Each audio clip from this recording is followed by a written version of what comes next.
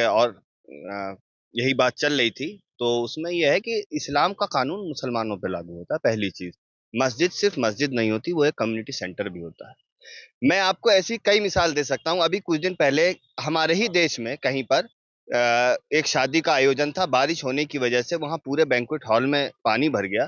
तो बगल वाले एक मुस्लिम घर ने अपने घर में शादी कराई। आप लोगों ने देखा होगा, वो न्यूज फ्लैश की।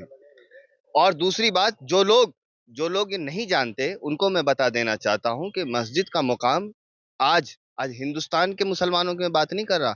आप कहीं भी चले जाइए, मस्जिद एक कम्युनिटी सेंटर भी है। राही मुसाफिर के लिए मस्जिद के दरवाजे हमेशा खुले रहने चाहिए। और इसी देश में अगर आप साउथ इंडिया चले जाइए तो मस्जिदों में कोचिंग सेंटर्स हैं। मस्जिदों में एग्जामिनेशन हॉल नीचे बेसमेंट में बनाए गए हैं।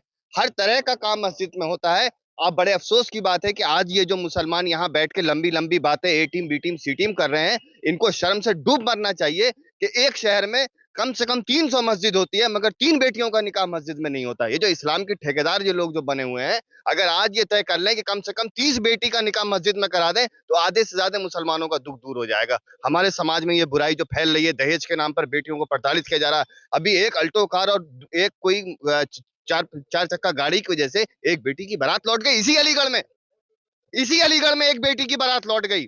अरे कराओ ना मस्जिदों में निकाह। ये असदुद्दीन ओवैसी साहब जो है, लंबी लंबी बात, लंबी लंबी, बिहार में, हमारा सीमांचल में इनके लोग जीत के आए, इनके मंत्री हैं, पूरे गांव में क्या हालत है मैं जानता हूं। वहां पर नदी के नदी के किनारे नदी के किनारे बच्चों का प्रसव हो जाता है।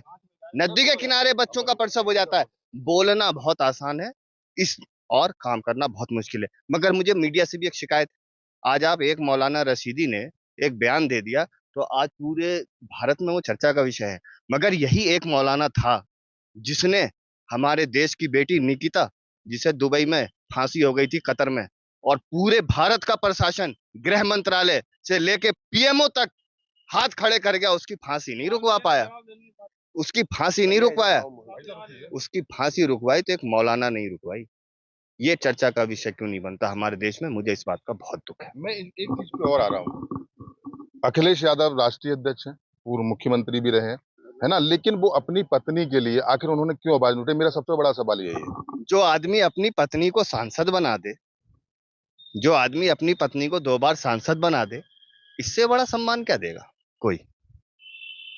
आप अपनी पत्नियों को प्रधान तो बना देते हो, मगर कभी मीटिंग में वो जाती नहीं है। फैस उसका कलम आपकी जेब में होता है। इस भारत की दुर्दशा बता रहा हूं मैं। अखिलेश जी ने डिम्पल जी को अगर एमपी बनाया है, तो she talks about herself, she talks about country, she talks about Uttar Pradesh.